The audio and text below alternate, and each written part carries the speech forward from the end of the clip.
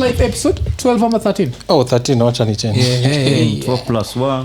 Yes, so 13 alafu unajuanga kitu interesting na mimi nilizaliwa Friday the 13th alafu siamini Yesu yani it was written in the stars unajua like nilizaliwa Friday the 13th so okay.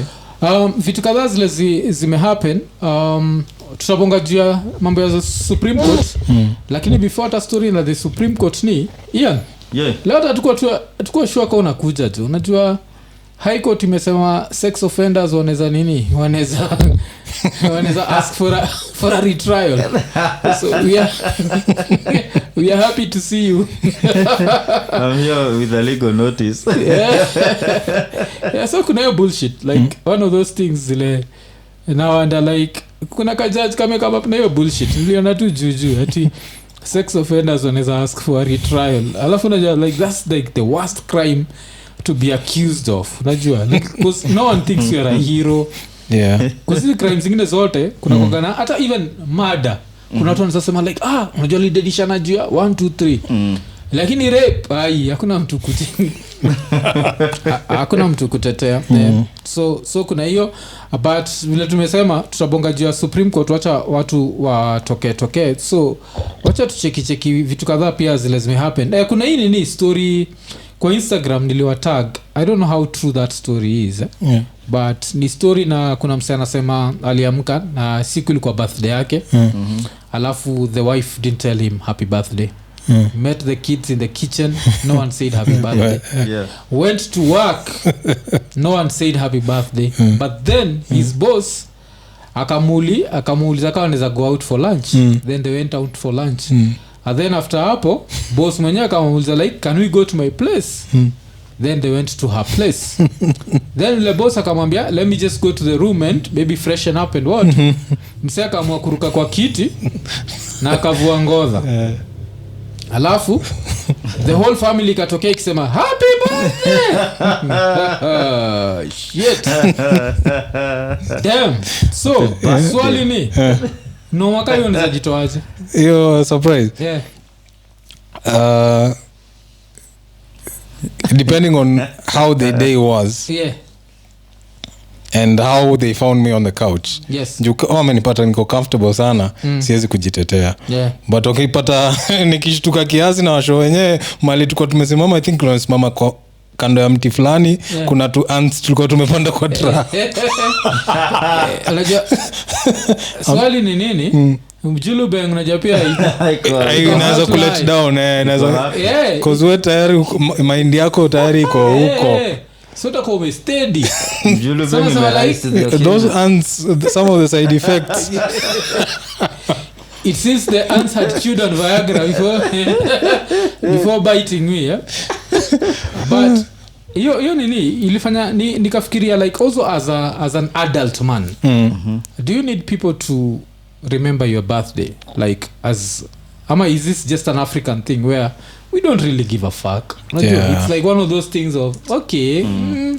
ama what does I feel would you risk it all yani mpaka ujipate pale ukiwa ndethe juu finally someone has decided to say happy birthday I think for that guy wasn't you let's say what happened ndio ili happen hivyo si ndio but yeye alikuwa so surprised that huyo boss unaweza alikuwa anamendeanga huyo boss yani but since ni boss hajui vile kumuuliza so vile ime happen ndio anaanza kukumbuka saa everything else during the day like by the way hata wife yangu akuniambia happy birthday mtoi but mind yake yote ilikuwa ni can we go back to my place because even the lunch part kwenda lunch ni normal boss kupeleka lunch ni normal but boss kukuuliza can we go to my place hiyo inamaanisha boss anajua kwako kuna wife na watoi so amesema twende kwake meaning she knows the program she knows what's up hapo hivyo saa hizo connection kutoka huku mpaka huku chini tayari iko sawa yani you don't need any more pia unaweza jitetea it's my birthday that's why I'm in my birthday suit unajua like ain't nothing changed by the size of the day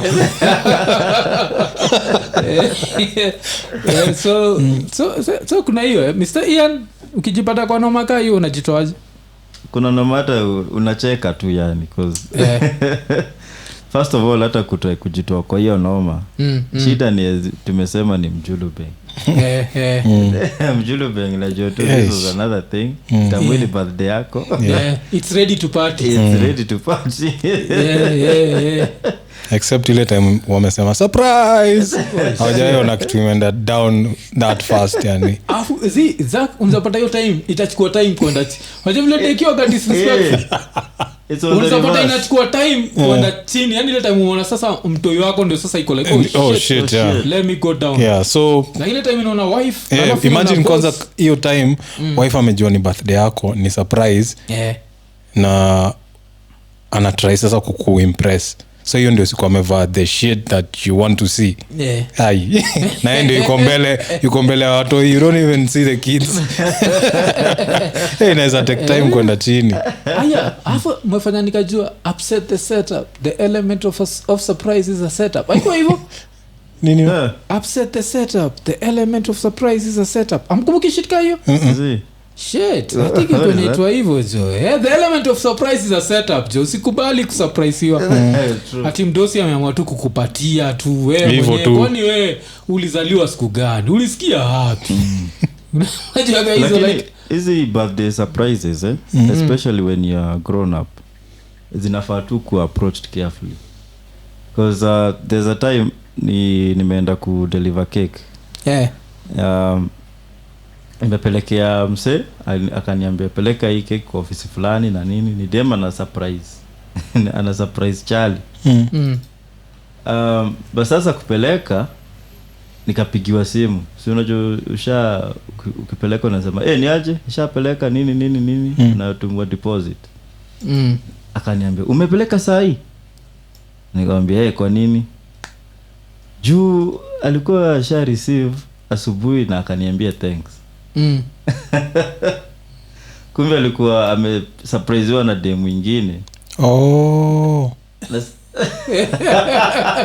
shit na sasa yangu imefika later so iko like what shit that's how so hizi surprises zenyewe juu pia mimi nishai surpriseiwa nikaambiwa nichukue keki mahali fulani and from a special person so I'm there like guys sasa ni nani so kila mtu alikuwa ananipigia simu nilikuwa naambia thanks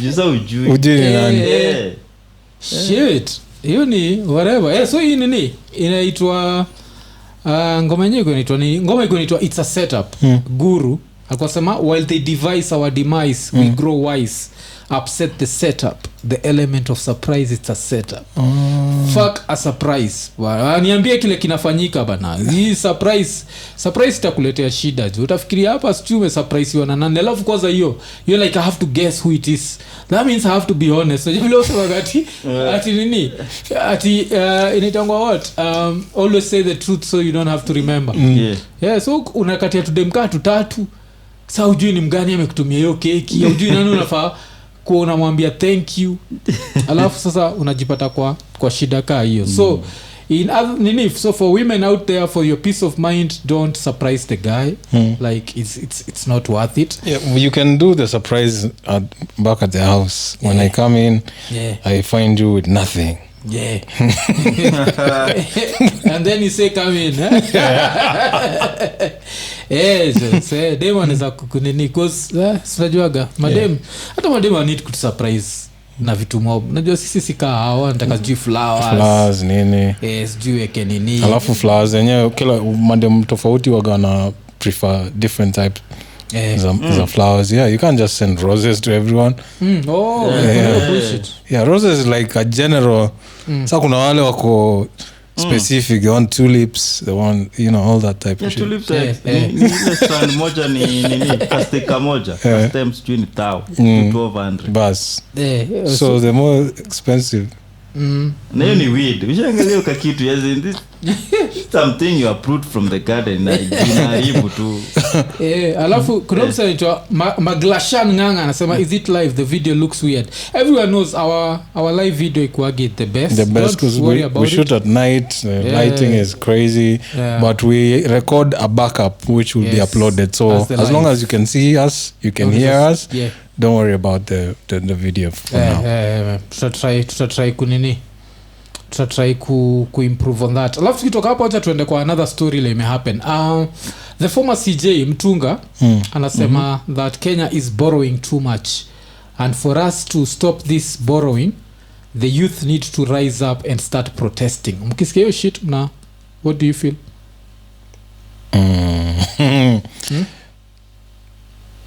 Protesting where ati tunafaa kwenda kwa streets to protest. Uhuru umebora ya kutosha.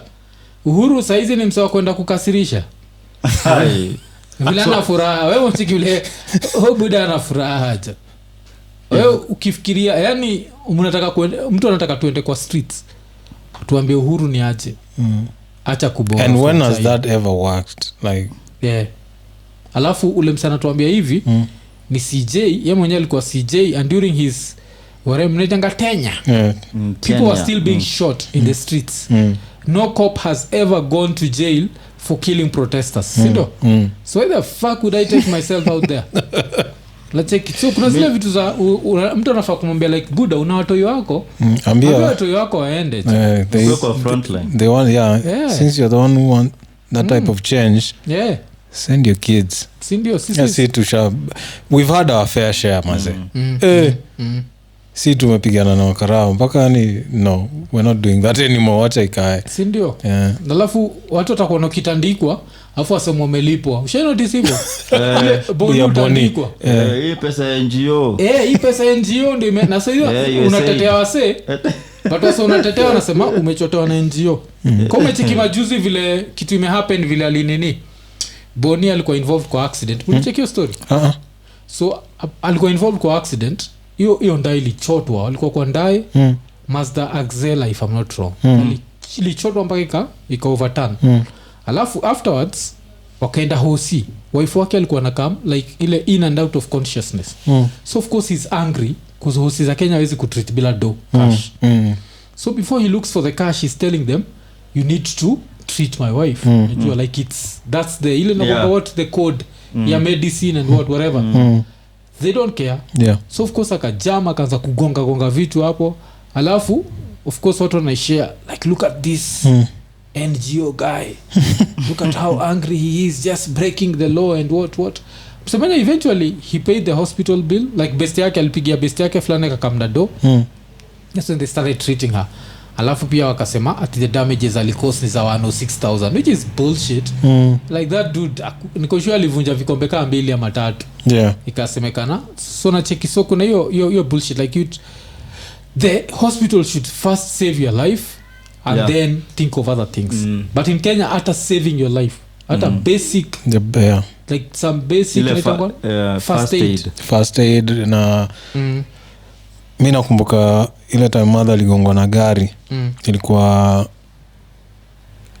ndio walimpatia hiyo first aid but ile ya kupanguza tu nini na kumwekea hiyo dressing na kumwekea like hiyo drip and then no sawa after ako stable sasa they don't want to do anything until you pay. So nikapigiwa simu hiyo time tuko Ghetto Radio Ngara. Imagine we have kutoka Ngara mpaka Valley Road. Napata mother bado hajapewa painkiller. She's in pain. She's crying like a baby. Nikiwauliza ni nini wanasema you have to pay nini first. Na sasa hiyo sina cash. Mazi hiyo time nimekimbia around hapo hivyo nakumbuka hiyo time niko na nini ATM ya Barclays. So hapo uzuri hapo kuna kuaga na I think ndio headquarters ya Barclays Bank. Nikakimbia hapo hivyo nikamwambia maze ni emergency. Ngiza kadi nikatoa do nikarudi hivi ndio wakampatia painkillers. I hated that nini for like paka leo siwezi enda huko.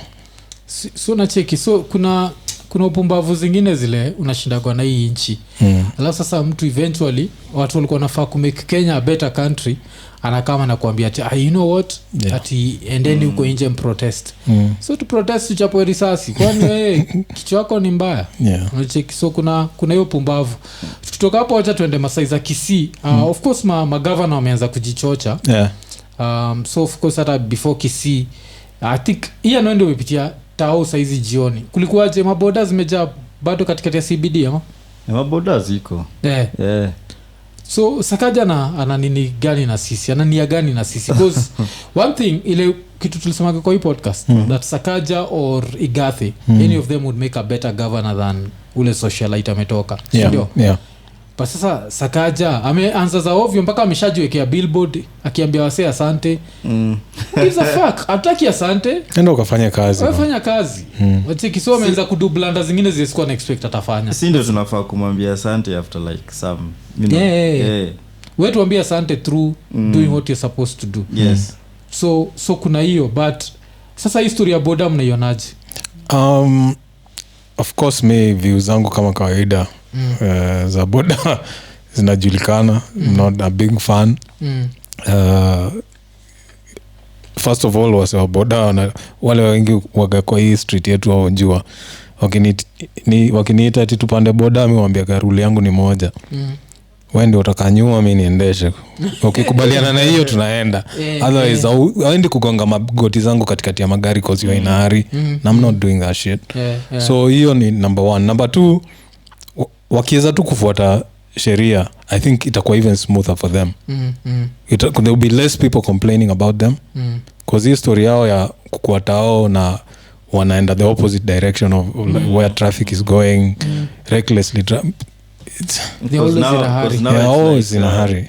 Hata zile traffic rules zenye tulikuwa na chop tulikuwa huko class 1 look right look left saizi as it makes sense right again saizi as it makes sense mpaka even look behind you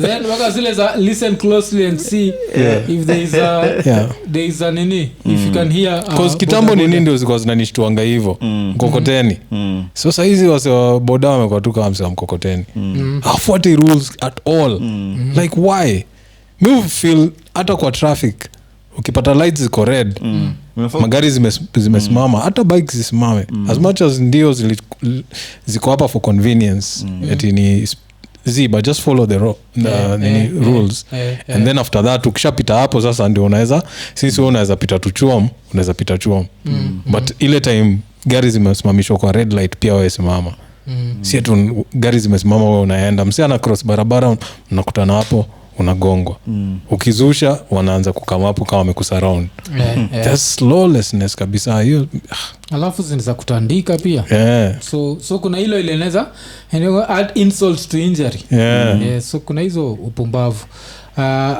alafu so hiyo ni Nairobi hiyo ndio kitu ina happen but sasa Kisii mmesikia kitu happen umse anaitwa ni andiko Simba Arati so Simba Arati alienda account gari za county government akapata kuna 82 cars but do you know how many drivers wako kwa payroll make a wild guess hii ni Kenya je so 82 cars let's say double or triple the number okay that's close Ian mimi nimesema Rwabi ni vile zaka amesema triple it's 256 drivers what alipaka alisema madriver wakuje kila mtu asimame karibu na ile nda hiyo ni poa like inakuonyesha vile hii country inakuwa country moja ya ajabu sana like what the fuck like we just stealing we always just steal like paka nashindwa kuna time nilitry kujustify nikasema maybe kuna gari mbili zinatumika kwa shift ndio maafu nikakumbuka county ya Wakigi 24 hours si ndio kanjo wanakuwa ushepata na kanjo saa 6 usiku si hata after 6 hata 5 pm si ndio so inamaanisha 82 cars 100 drivers that's enough si ndio like 18 dudes wale standby like huwa akikuwa leave huwa anafanya huwa akikuwa cause pia si at 82 are in use every day at every I'm given sure like time 20 na nini or you can have 500 but they only get paid for what they do. Kwa sasa ni monthly. Hiyo sasa unaenda according to how many shifts you've done. So mnaweza kuata 1,000. So nyinyi ndio mnajipanga nani ataendesha leo, nani ataendesha kesho. But kaa wote wako kwa payroll at the end of the month wote wanaenda kuchukua do. Mfanya kazi gani? Kuna hiyo pumbavu. So kuna hiyo, alafu kama pia kanaitwa Gladys Wanga pia ameingia hapo Homa Bay akachapa watu suspension kibao just procurement juu nani compulsory leave kuzawa kana do au sijui procurement ai hao takaki kujua hao ni wale unapata gani mdosi yani cause kabla every deal come through lazima akulie so lakini still talking of counties, of course kulikuwa na Mombasa kulikuwa na elections so kitu fani ni sister in law alikuwa ananiambia vile kuna dame aligo live akaambia wase that yuko 100% sure Hassan Omar anaenda kushinda. So since Hassan Omar anaenda kushinda, by any chance Abdul Swamad akishinda yeye mahari ya kuolewa so jabla wa demo wa cost uongea ni 100 pekee unaweza nichukua nikuwe mwanaume wangu na 100 pekee. Nani alishinda je? Asikia raya zilitokea na soja tuende home promises. Hiyo ndio kitu mushindwa na watu like ini ujinga gani tumeanzisha hii unataka kubet on politics like you know hakuna kitu najua you have one vote who the fuck made you una understand like you don't know who's going to win kuna zilo najuaga of course tukisema kitu kama Nyakach MP mi narano na ODM ticket I can take shit on the highway na bado mtanivotia kusema baba amekubali mimi kuni hapa unasema nini wewe unataka sio ni rahisi the same way ninja fulani ikiwa LLD na iko na UDA that's basically guaranteed. Kwanza kuna list nyingine nilicheki nataka kuuliza tukitoka kidogo tunarudi back to Kenya but hii tunabonga jo story tukengoja wase kuna msako mtengeneza list ya the worst villains on Game of Thrones alafu number 2 I think ilikuwa Sasi, number 1 ilikuwa nani? Number 1 ilikuwa okay I don't remember who number 1 was but I had a problem with that list like ukifikiria je Game of Thrones like the worst villains kwa Game of Thrones like top 5 kwako ni nani? Villains like say like matako kabisa yani I think kale kamtoi Joffrey was an asshole. Joffrey was an asshole. That's like but there was a villain nani there was this Kasik kid Ramsey the one who chopped the bastard Ramsey the one who chopped off that dude's nuts how ilikuwa dick Theon Greyjoy's dick yes cause himself he was dickless or some shit like that. But do you know who to me was the worst villain who no one ever talks about like kwa hiyo list alikuwa sijui number 25 Craster. Mnakumbuka Craster? Craster is that dude who used to kill all his sons, used to marry his daughters. That unaitonga nini incestuous motherfucker. Ilikuwa inachukua sons inawafit the White Walkers. It does not get worse than this motherfucker. I don't care what Ramsey did. By the way, but I think you are fit kwa list because kwa Game of Thrones kuna hiyo list ya villains, assholes, and actually sick bastards. Okay, me I think I put like everyone kwa hiyo cho. Ilikuwa Ramsey Bolton, not Ramsey Baratheon. Ilikuwa Joffrey Baratheon, lakini inafaa kwa Joffrey Lannister.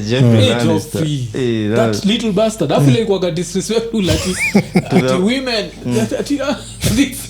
Kila mjapaka madhake the emotion of like women madhake anaiseti kibari mbele ya kila mtu hicho kuna pata lila natie ni bastard you know like mother the rumors I'm hearing about myself I do not find them amusing. I think hapo ndio madhake alimchapa kibari afu kuna ni bamba pia vile ananiko na mseti kibari the imp na mseti like I'm a king pop na mseti kibari hapo tu so alafu pia mliwaifili kuna hii time kulikuwa na hii wave the fact Game of Thrones was one of those things that was such a popular show that now a few people wanted to be cool and decided not to watch it because everyone was watching it.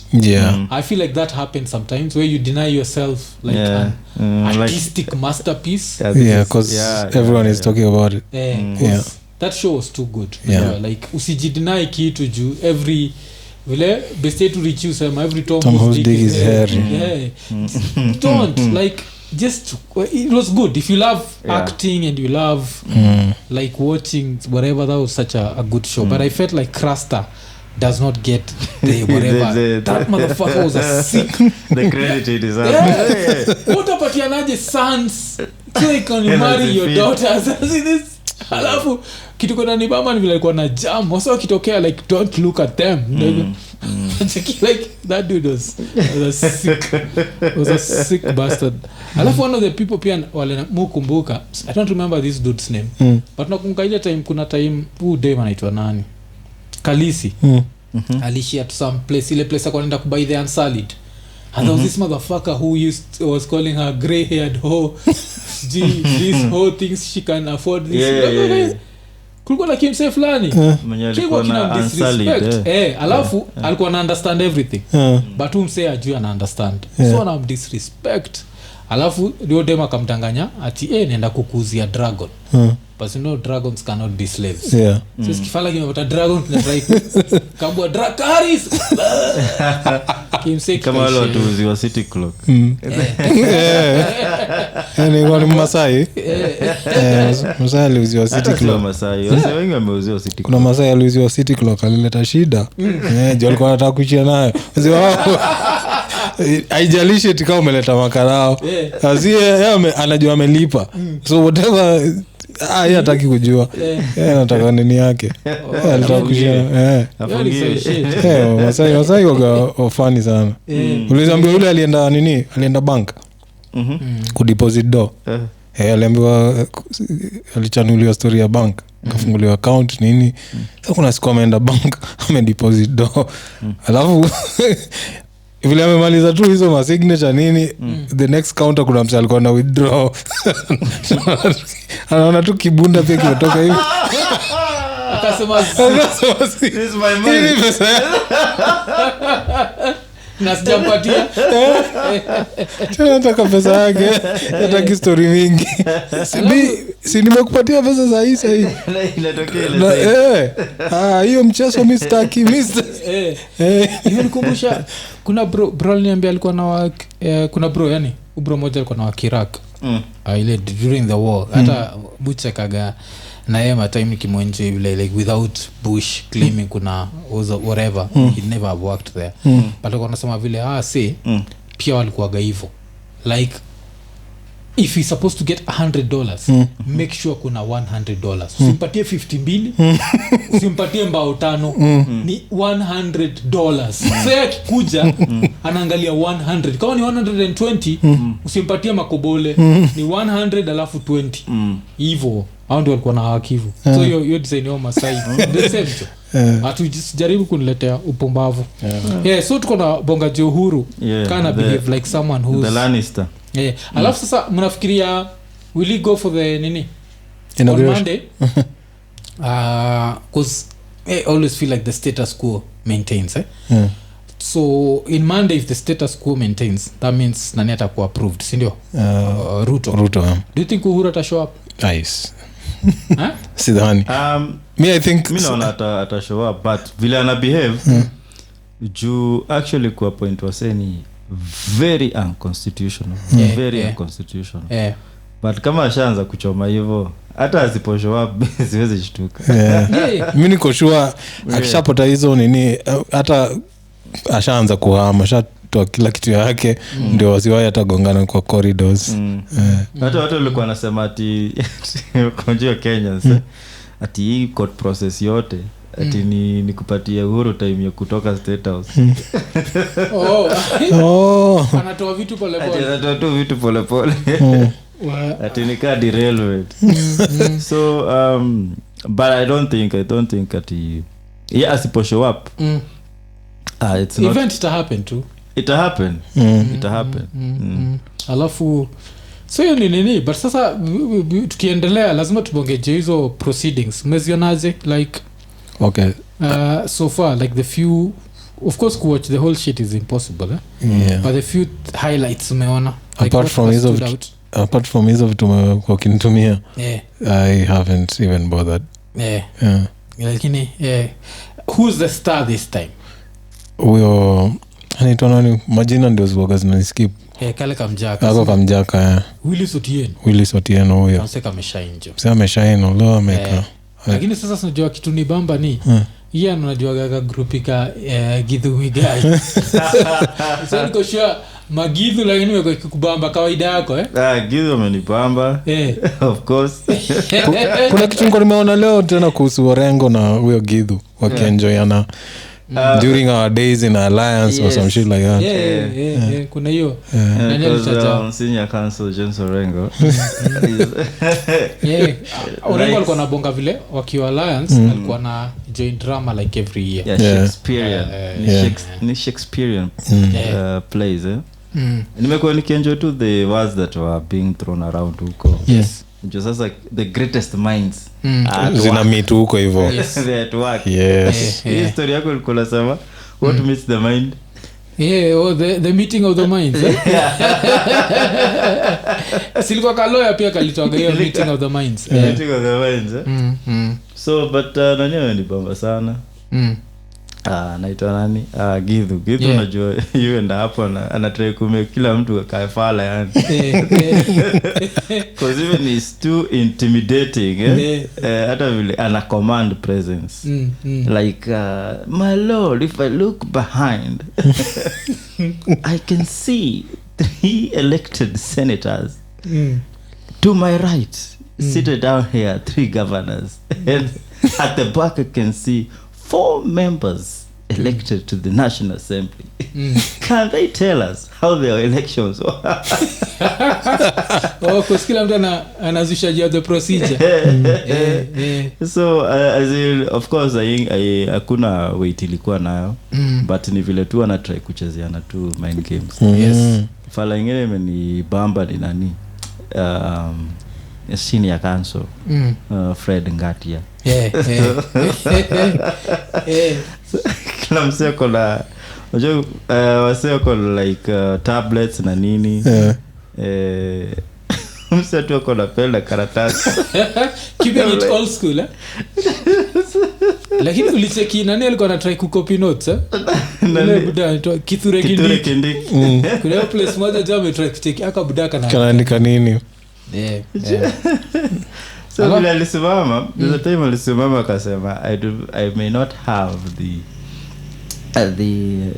be gifted in whatever technology as my friend Noor tumzaitu hili na naangalia huko nyuma Noor ako tu matabs na close alaopeli na close so kuna pata alisimama akasema mimi siwezi kuwa mimi situmiangi hizi vitu I keep it old school. Yeah. Then ani muite ja shine cuz muite sija muite mimi nimewatch tu my highlights. Muite wasn't even supposed to be there. Muite kulianaje? James James siku za kwanza kujifamiliarize Orengo. Yes. Akijifamiliar unajua mna introduce yourself and your team na kasema my lord if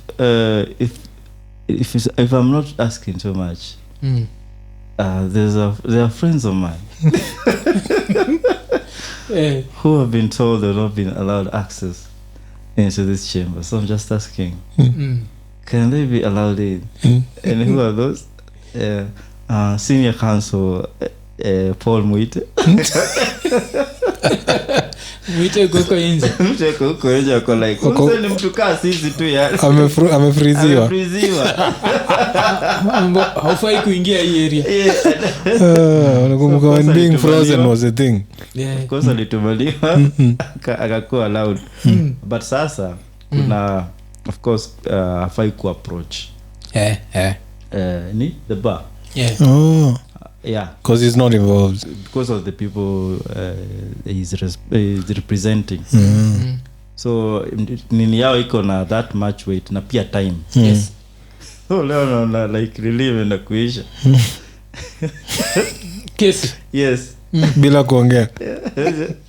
Yes, let's mangesimama na big words. I'm asking, sio moto. What is your motto? Oh my lord. Hiyo lipo tu out of pity. Jana lali Koome alimwangalia tu. Sio moto. Yes. Like about 15 minutes to shine. But that in a show like this time round sio a joke. Zile raya ziko pale ziko. Si ndio juko kuna hata udem anaitwa Julie Soweto alishine. Kuna ira ya moja pia ilipeleka Sheng pale kwenda ni bamba mbaya. Inaitwa Masharia. Nani Masharia? Ati you see what Chebukati is asking is mtadu. Alafu inabonga so what this document show ni kwa ground vitu ni different. Inaitwa Masharia mse fulani myang hivi. Alafu of course ule mse kila mtu amequote ni Willis Otieno. Willis Otieno ndiye alianza ile piki pongi. Paka wasema wametengeza ngoma. Paka mielo disco. Haja kumielo. Kudance. Ati paka ina dance disco. But the shit that killed everything ni shit yake ya Juknaga kamseka naitwa Jose Camaga. So Jose Camaga apparently ka Venezuelan na alikuwa na access to the IBC system. So hii ninja inabonga like sasa watu wa IBC wakaulizwa ni aje ase bado ma Venezuelans walikuwa na access. Wakasema it's like a plumber. So if a plumber amekama katengeneza keja yako lazima kuwe na access. Hii ninja jo ile counter ile ninja. Ati if a plumber comes and repairs your shower, if he sticks around in your shower, he becomes a sex offender. That shit was hiyo ilikuwa kali sana. Like alafu kuna msaito wa maijia anasema next topic politics in abo buda to. Kuna kamse fulani TZ kalikuwa kana trash elections zetu. Akisema vile ziko flawed nini eti kanaitwa nani ufala huyo kabuda fulani Mujaku shindo buda unaongea from a country where a whole election happened na opposition walikuwa na sit moja. So acha right now people are starting to get offended in terms of on behalf of other people. So Rapture alikama hapa episode 111. If you've watched episode 111, Rapture came and made funny jokes about his divorce. Tulikuwa tunacheka hapa na Zach mpaka tuna apologize kwa wase tunaambia say this guy is telling us a sad story in a funny way. Tushika hapa tukaambia say Rapture is one of the funniest comedians. So now mimi baadaye na enjoy Rapture due to divorce. People get offended on behalf of Rapture. Paka na shindo like ira yani tumejua for 15 years. Wewe utakuwaje offended? Oje mpaka wasoshe kustress wako ukafikiria like maybe I made a mistake. Nilibidi nikapigia Rapture. Nikaanza Rapture, buda. Nilikuenjoy juu ya divorce yako. It's that serious. So ile inafika mpaka unafikiri like maybe I'm starting to lose my shit. Unajua you never know with life. Like sometimes unasema the emperor is naked ama whatever. Like with that level unasa lose shit but you don't know. So the Rapture niko like buda. Kuna joke ya nini divorce yako. Dilute ni hiyo kitu you guy let's take it. So kuna hiyo design to see tusianze ku offended on. Alafu lazima ujue like some of the funniest human beings are people who will tell you things about you never reveal about yourself.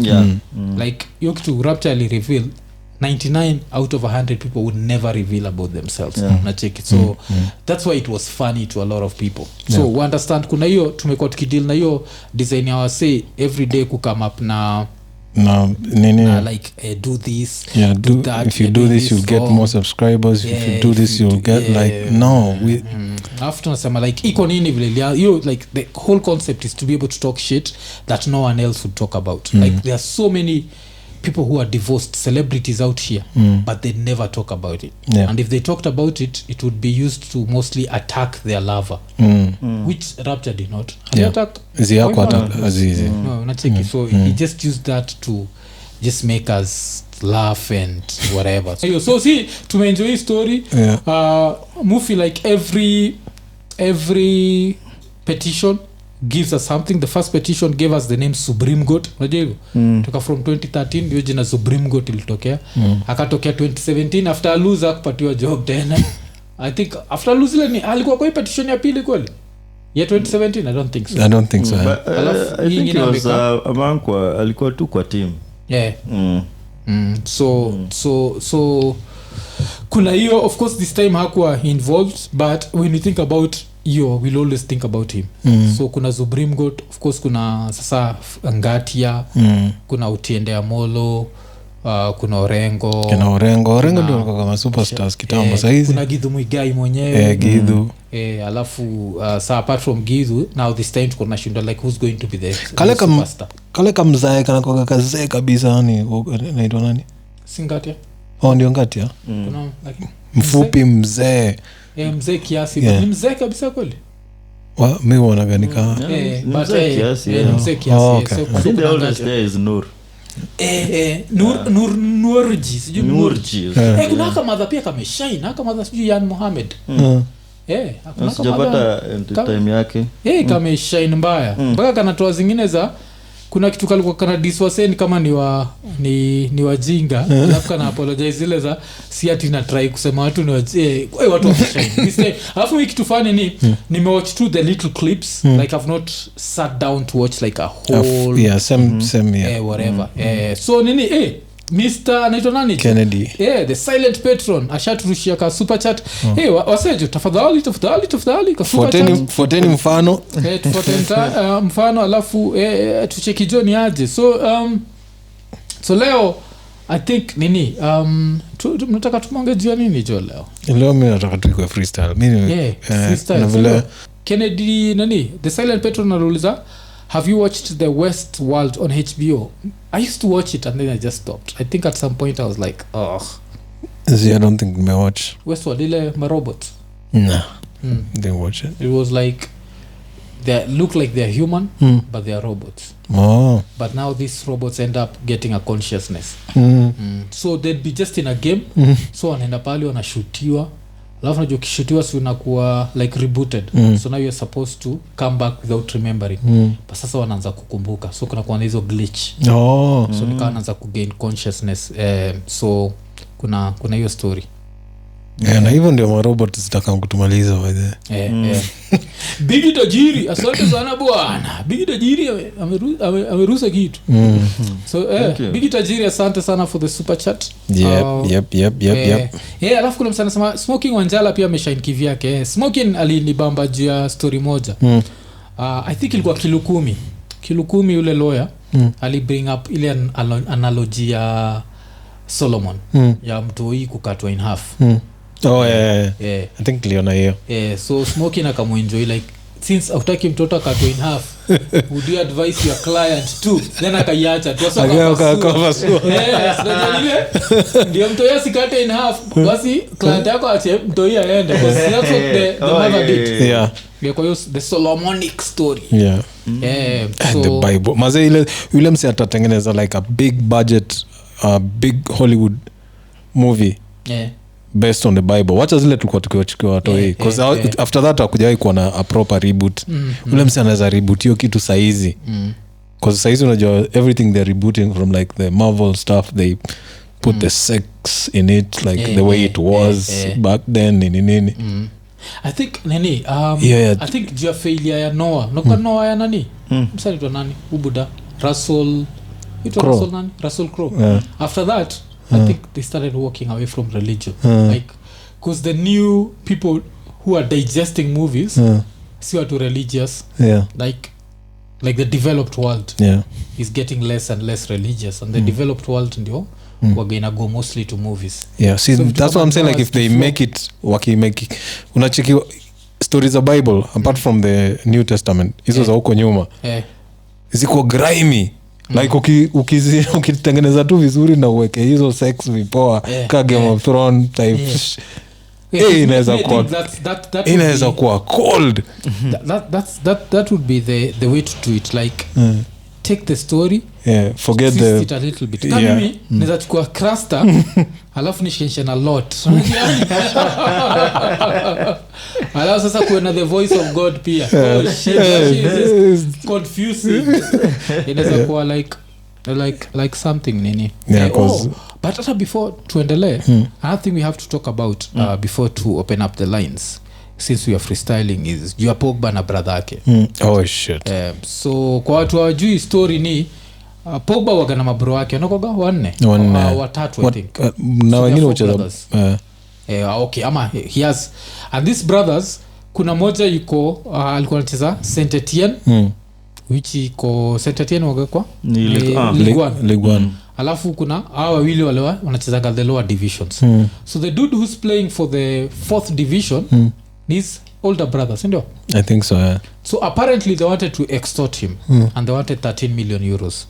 13 million euros, if you had to convert it into Kenyan shillings, that's around 1.6 billion Kenyan shillings. So let's start with that. Because it's 1.7. It's 13 times 1, like 27 huko. Itakuwa like 1.65 billion. So of course nani akasema juu kuna place nitoka Jitombe endeni ngoje huko. Then this dude comes up with some bullshit that Pogba amekuwa kitrai kuroga Mbappe. And this comes to anyone who's ever watched football. Is there any situation in any team where Pogba playing affects Mbappe ama Mbappe playing affects Pogba? Kuna time au benchiana sio anacheza mwingine kwa bench. So why would Pogba have a problem with Mbappe? I don't know. So that's the first reason that nigga is in 4th division. Sindio? Because even his reasoning, that is 4th division thinking. Sindio? Like the first thing is at least sema Pogba akona shida na tafuta like some midfielder. Somewhere useme Pogba akona shida na ule msee lakini vile alitoka kamseka Black alikuwa kakalisa na N'Golo Kante. So Pogba akona shida na N'Golo Kante, we can argue it out. We can be like basically ama anga kamseka bench pretty much United aka kam by is he French. Oh shit. Because the issue was na Mbappe kwa ajili ya nini national team. So kuna hiyo. Apart from that, this motherfucker goes and says Pogba buried a hyena. Is it a full hyena ama part of a hyena at Old Trafford? Like alipita nayo akiingia Old Trafford. Alafu alibari wapi? Nachiki alafu this is supposed to be your brother. This is supposed to be someone like I'm going to quote Onyx Poleni, but this is supposed to be someone you came out of the same vagina with. As in, this fucking makes no sense. This is your brother. Yeah. Okay. Like, what the fuck? I know it's jealousy, but damn. Yeah. Unajua hizo vitu za uchawi na nini, sisi as Africans, there were a lot of things that didn't make sense back in the days. Azikuanga na that scientific proof na nini. So kama ungeenda nini to the left utoke hapo the ile shop uenda is on your right side and you never come back from that day. Hakuna kwenda right saa moja usiku vitu kama hizo. So how comes this nigga is in the first world hata kama kwa 4th division? Things are working out for him. They actually paychecks in 4th division. Uko 4th division akakama hapa hata anaweza believe in that. Anaweza believe hiyo haina iko buried somewhere. Because not getting paid, hana insurance, hana nini. This nigga iko all the way in the first world thinking about uchawi. Si ndio jo kusakura kirwa kosa anasema wajakoya sisikia mambo ya haina. To Old Trafford to nini, but so him na feel ni nini, like is it jealousy, is it bitterness, is it did you want to extort him ama do you actually believe I think Pogba alikuwa try kuroga? No, I think sasa ni kudeflect sasa after kutry ku extort dough from your own brother alafu ina backfire. You have to start now coming up with like ridiculous stories za kudeflect. Ndio watu wasahau you try to a billion plus Kenyan shillings from your own brother. How do you make people forget that? Yes. You have to come up with like some super stupid stories. And story gani za uchawi umeshaisikia zile za nini za kipumbavu zile maybe muli believe at some point but you don't actually believe right now? ama tuanze na hiyo mna believe uchawi ina exist kwa ni zako ndio mchezo TZ follow I don't believe it but huko hivyo vile tukiwa watoi tuko tunazisikia sana because like you'll find our grandfathers are the ones telling us unajua ile usikule sijui wapi kwa nani you try to ask like why tarogwa you get so hao wazee wa hiyo time wakituambia si tukiwa watoi tuko tuna believe nimefika mali nimegrow saa hizi I don't believe in that shit but I can't blame them because I'm sure where they came from hakukuwa na explanation of two mobs zile walikuwa wanaona maybe anamulichekigi hii nini majuzi hii 2022 tu bado kuna nini ya kadem fulani I think ilikuwa TZ ama Coast alikuwa ati miguu zake ati amelala na wife na hazi ya mtu miguu zikabadilika zikakuwa za mbuzi alafu mpaka na katail kambuzi that shit I always wanted to talk about that shit I don't know if you've noticed how those videos are shot hizo videos zinashutiwa in a way that huyo dem amefunikwa so you can only see the hooves and you can see the tails what is happening over here kwa nini wanafunika hapa it's not like ni kwa pale juu juu ukinionyesha huku juu naweza sema okay it's obscene people don't want to see that but hapa pale imeconnectia mbona utuonyeshi hapa so zilikuwa si huyo mmoja peke yake they've been going around nimeona kaa 3 different chicks wako na hooves na kamkia unacheki paka kamkia kampia kana nini kana nini hivi and then kuna ingine ilikuwa ni mermaid Coast I saw 2 but ukiona vile wana shoot you're like these are people trying to go viral ilikuwa in SA it was actually shot in SA watu walikuwa wanasema ni Coast but you see that these are too bullshit it's bullshit because like right now you can get a costume trust me unacheki zile vitu wase over nje ya McDonald's na nini pata moja kama hiyo uende nayo ocha rural TZ so unaweza get costume ile ukivaa huko chini itakuwa ni mermaid huko juu itakuwa cha normal it's just a fucking costume like if you get a good makeup artist exactly mimi naweza hapo na mavidonda my friend mimi naweza unacheki kile umewachi movie ya Schwarzenegger Predator sasa hizi si wameanza kutengeneza hizo hizo mask whatever my helmet and whatever yani nimekuwa nikicontemplate kuvaa moja kununua moja niende nayo TZ nivae but the only thing ni naweza dungwa mkuki cause wanaweza believe ni kitu ya ukweli cause unaweza tokea hivi madogi zinaweza kuwa confused kwanza mbwa koko zinaweza shindwa nini inaendelea una make sure uko na regalia cause unaweza dungwa mkuki so hao wanaweza believe ni kweli that's number 1 number 2 sijui kama una hizi nini za China there's a 3D displays zile hauwezi si lazima hata uvae miwani unaziona as 3D zenye unacheki kama like wamekuwa advertise unacheki like a Komodo dragon inatokea hivi fuck that shit so imagine try to imagine niko na moja kama hiyo kwa kitrack hiyo track yote huko nyuma iko na hiyo screen alafu si mchana uioni imefunikwa tu vizuri umeidrive umeenda paka rural TZ alafu ukaipak mahali usiku alafu ukaiwakisha so first wanaona lights wanakambio kuona what it is alafu kidragon kinatoka the whole village moves out and I end up owning that whole watu wanaweza toka mbio watu wanaweza enda juu kama nimepitia hapa West nikacheki hii building inaitwa GTC ni GTC ama ni GTC ama I don't know na siku hizo nacheki hizi vile ma buildings zinajichocha na lighting so hii lights ni kama zina flow kama maji nini it's like waterfall na nini ina come up then there's a heartbeat kama hiyo yenyewe imenifanya ni zuba hapo for like 5 minutes. I'm telling you, inaendelea hapo. I've thought about doing things huko shags. Ni vile tu naogopa yani my safety. Because I can get a costume. I swear to God I can get a costume ile inaweza enda nayo huko. Kuzatu ni superstition. Unatokea tu usiku village mzima inaama, unachukua mashamba za watu.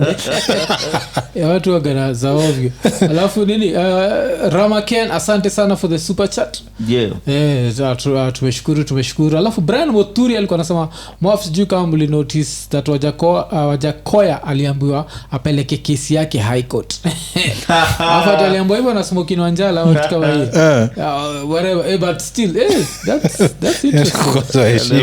Si tuko supreme wenda high court. Wenda high court jo. Alafu the fact ni mtu then Richard Ndivo anasema witchcraft in soccer is big in TZ. Simba SC was fined for pulling stats during the quarter final match in SA. Okay. Yeah, like I know they do that shit, but does it really work? That's kuna ule gola ilikuwa gor ule kometoka TZ alikuwa na katawe kama punda ama kitu kama hiyo. Mpaka kuna siku walikuwa wanafightia hiyo taweli yake, wako wanataka iweke kando ya goals penalties goals na ingia. Penalty. Ilikuwa tu zile. So na tu ni coincidence tu. And then because you believe it, it end up happening. Naweza taka kujua the story behind this sides nini Embu.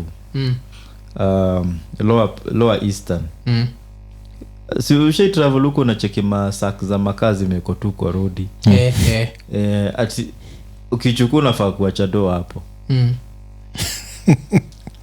Wanasema hivyo? Watashangaje. Mimi naweza kujaribu. I don't know. Every time I find them there hakuna sioni, it's like in the middle of nowhere. Yeah, cause I remember kaa sisi TZ tukienda gachuo kuna shamba za watu unapitia, unaweza pata tu maembe unakula, unapata ndizi unakula, but kuna shamba ya mtu mmoja tu in particular unaambiwa hapo usikule. Ukiokota sijui nini itahappen, unakwama kwa hiyo shamba. Unapata huyo mse ako hata na fence. Watu walikuwa wanacha vitu zake tu yani like hiyo ni mindfuck. Ilikuwa ni mindfuck. Sasa hizi ningekula hizo maembe. So kuna hiyo story so I think unazarusha say link alafu tuone tunabonga jia nini. Msana uliza story ya Tanga ndio kuna huko sasa ndio noma huko. Tanga kuna kogana ile uchawi but still I don't believe in none of that shit.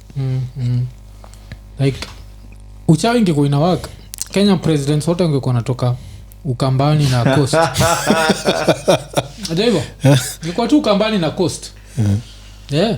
Like otherwise I work because those are the two like the practitioners wiki tunajua practitioners hao ndio watu wa nini hicho. Mr. Mbesa John aje na kama umeboeka na saizi states ni mchana.